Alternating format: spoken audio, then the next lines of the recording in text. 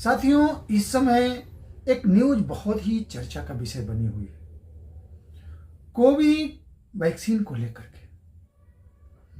सारे मीडिया पूरे देश में या यूं कह लीजिए दुनिया में इस समय चर्चा का विषय बना हुआ है कि जिसने कोविशील्ड का वैक्सीन लगवाया है उसके शरीर में बहुत ज़्यादा कॉम्प्लिकेशन आ रहे हैं, उसमें हार्ट अटैक की समस्या ज़्यादा हो रही है और न जाने कौन कौन सा न्यूज़ इस समय चल रहा है।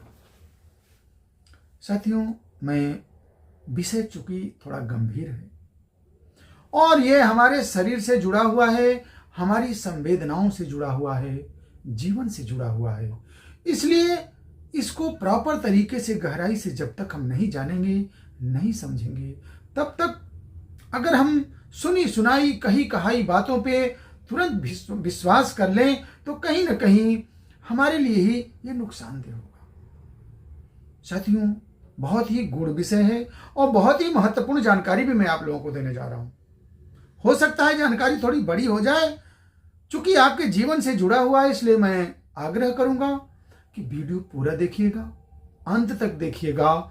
सचमुच में इस संदर्भ में जितनी भी भ्रांतियां आपके दिलो दिमाग में होंगी, मैं सब आज दूर करने जा रहा हूं। साथियों, मैं चलता हूं उस दौर पे। जरा कल्पना करिए कि जब कोविड का दौर चल रहा था तो हमारे आपके मन स्थिति क्या थी। हम क्या उस दौर को शायद ही कोई भूल पाया होगा अगर हम उस समय अगर सोचने समझने की अवस्था में रहे होंगे तो किसी से छुपा नहीं। जैसे ऐसे लग रहा था कि डूबते को तिनके का सहारा मिल जाए, जैसे लग रहा था कि मतलब क्या स्थिति बनी थी। दूसरे चक्र में तो जैसे इतनी मौत हो रही थी कि साथियों समझ में नहीं आ रहा था कि क्या दुनिया खत्म ही हो जाएगी क्या।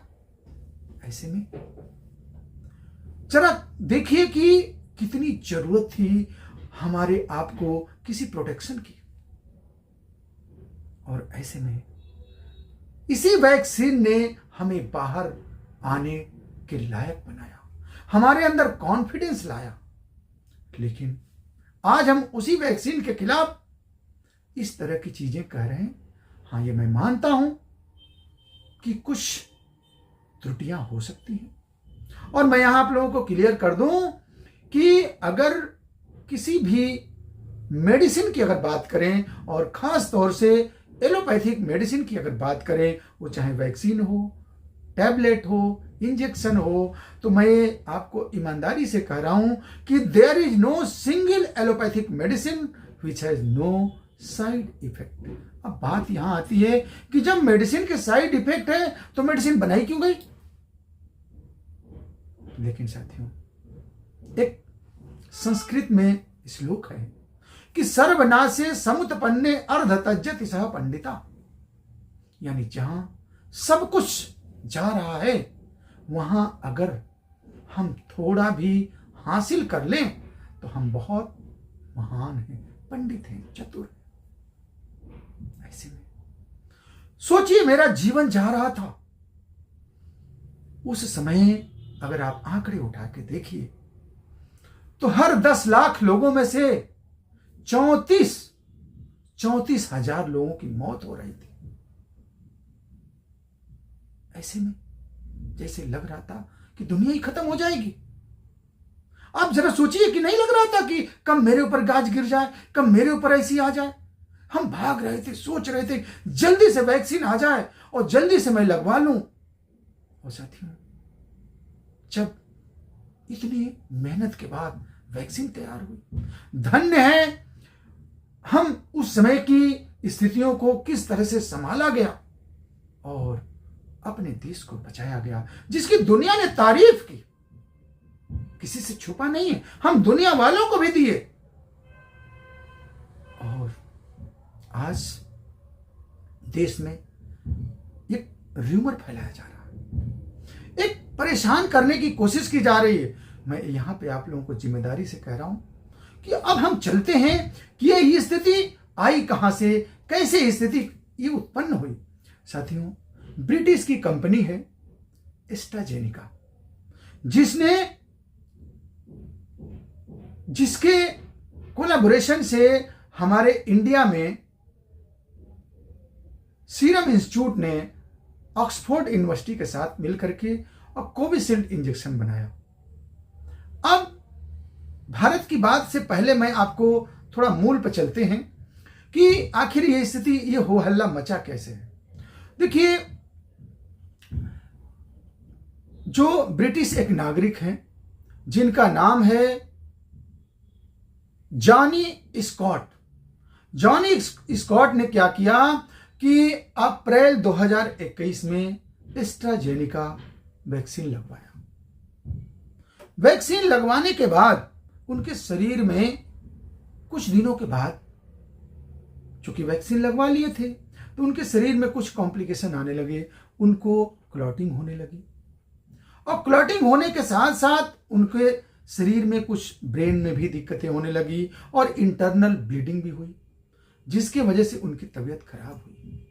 तो ऐसा माना जाता है कि कोविशील्ड के वजह से कभी कभी टीटीएस की प्रॉब्लम हो जाती है।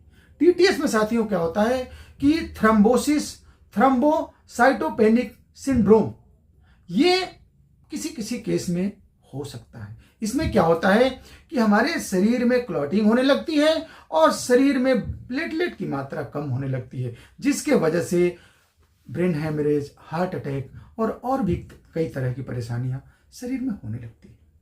तो अब चूंकि जेनी स्कॉट को इस तरह के सिम्टम आए, तो उन्होंने क्या किया कि मार्च 2023 में एस्ट्राजेनिका के खिलाफ उन्होंने शिकायत दर्ज की। अब मई 2023 में कंपनी ने दावा किया कि नहीं, हमारे इस इंजेक्शन की वजह से, इस टीका की वजह से किसी तरह की कोई समस्या नहीं आएगी, टीटीएस जैसी कोई प्रॉब्लम नहीं आएगी।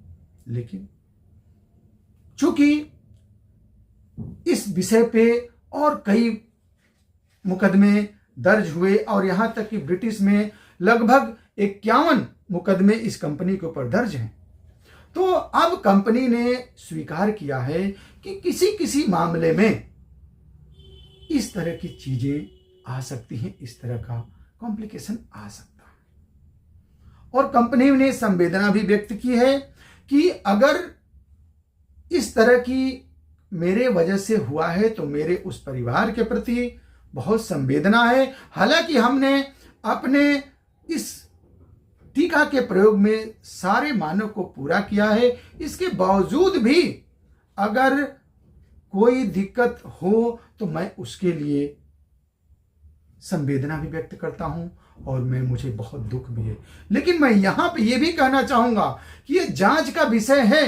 अगर कंपनी के वजह से इस तरह की दिक्कतें आई तो उसके ऊपर कार्रवाई होनी भी चाहिए, लेकिन हम र्यूमर की वजह से अपने आप को उलझा लें। और देखिए, कहा जाता है ना कि एक दहशत बहुत बड़ी चीज होती है, और जब आप कमजोर पड़ेंगे, जब आप अपने सही दिमाग का प्रयोग नहीं करेंगे, तो आपको सदैव बेवकूफ बनाया जाएगा। जब आपको पता है कि हर इंजेक्शन का, हर वैक्सीन का, हर एलोपैथिक मेडिसिन का कुछ ना कुछ साइड इफेक्ट होता है, तो भाई इसे दिमाग में बैठाइए। अब आप, ये भी रिपोर्ट है कि 2.5 करोड़ में से किसी एक को इस तरह की समस्या आ सकती है। तो आप जरा कल्पना करिए कि इतने लोगों की जान की समस्या थी, अगर इस, हालांकि ये भी नहीं आना चाहिए, मैं तो ये कह रहा हूं कि कंपनी को ये भी नहीं देना चाहिए, लेकिन स्वभावतः अगर उसके स्वभाव में है कि अगर एलोपैथी का मतलब होता है कि opposite is treated by opposite one, तो भाई देखिए कि अगर विपरीत का विपरीत से चिकित्सा होगी तो न्यूटन का थर्ड लॉ लगेगा ही लगेगा, यानी कि every action has got equal and opposite reaction होगा ही होगा। तो वहां पे अगर थोड़ी बहुत कॉम्प्लिकेशन कंपनी स्वीकार कर रही है तो हम उसे र्यूमर उड़ा करके और ये न मान ले कि हमको भी हो जाएगा, हमको भी हो जाएगा, क्यों हो जाएगा भाई? हम अपने दिनचर्या को सही रखेंगे, हम अपना खान पान सही रखेंगे और हम भारत देश में रहते हैं। हमारे भारत में तो ऊर्जा ही ऊर्जा है। बस यहां कमजोर वही पड़ता है जिसके अंदर लड़ने की क्षमता कम हो। और मैं ईमानदारी से कहूंगा कि कोविड के दौर में भी आप देखिएगा कि दहशत के वजह से ही ज्यादातर लोगों की जान गई थी, और वही दहशत फैलाने की फिर कोशिश की जा रही है हमारे देश में।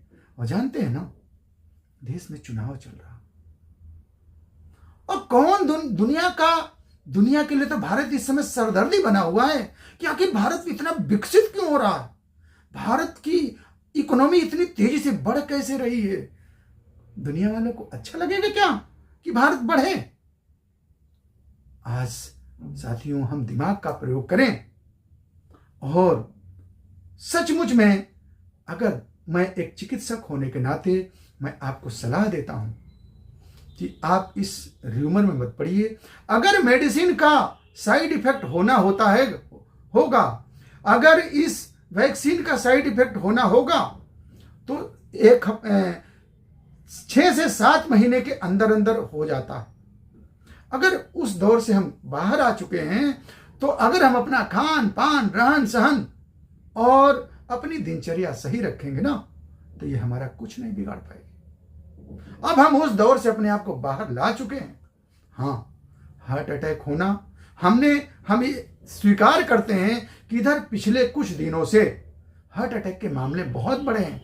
तो मैं इसके पीछे जिम्मेदारी से कह रहा हूं कि वैक्सीन से ज्यादा उस कोविड के संक्रमण को भी माना जा सकता है। भाई, कोविड का संक्रमण हमें हुआ, और उस संक्रमण से हमारे बॉडी के ऊपर उसका असर तो पड़ा ही पड़ा है, तो उसके वजह से भी हो सकता है।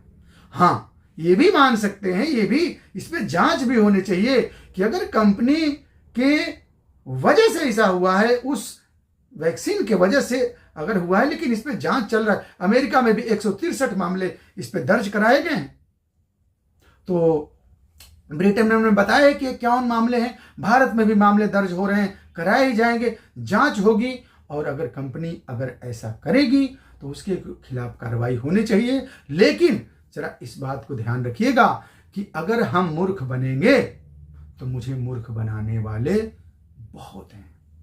दुनिया के लिए भारत किरकिरी बना हुआ है, चुनाव चल रहा है, सबको पता है कि भारत अगर इस बार दुनिया की तीसरी सबसे बड़ी अर्थव्यवस्था बनने जा रहा, ऐसे में कैसे बनने दिया जाए? कोई ना कोई साजिश करो, किसी न किसी तरह से भारत को पीछे करो। तो साथियों, बहुत ही बुद्धि विवेक से काम करना है, आपको पैनिक नहीं होना है। बस चलते चलते मैं आपको बता रहा हूं कि आप अपनी जीवन शैली में बदलाव रखिए, तनाव से दूर रहिए, अपने मन को बिल्कुल एकाग्रचित रहिए, प्रसन्नचित रखिए, और आप उस दौर से बाहर आ चुके हैं। आपको घबराने की कोई जरूरत नहीं है। प्रातः उठिए, योग करिए, खान पान सही रखिए और नियमित व्यायाम करिए, मन को प्रसन्नचित रखिए। यार, कुछ नहीं होगा, क्यों परेशान हो? ये सब हवाइयां हैं। और मैं फिर से कहना चाहूंगा कि आप किसी भी मेडिसिन को पढ़ लीजिएगा, किसी भी वैक्सीन को पढ़ लीजिएगा, कुछ न कुछ, जब अगर 1000 फायदे हैं तो 1-2 नुकसान उसमें लिखा रहता। मेरे भाई, क्यों दहशत में पड़े हो? अपना टाइम और इसमें अपने को उलझाने की कोई जरूरत नहीं है।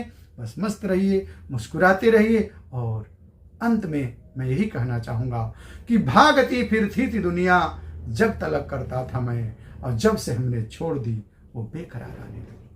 इन्हीं शब्दों के साथ साथियों, मैं आपके सुखमय जीवन की कल्पना करते हुए डॉक्टर SB तिवारी, मैं चाहूंगा कि आप स्वस्थ रहें, मस्त रहें और देश सेवा में व्यस्त रहें। बहुत बहुत धन्यवाद। जय हिंद, जय भारत।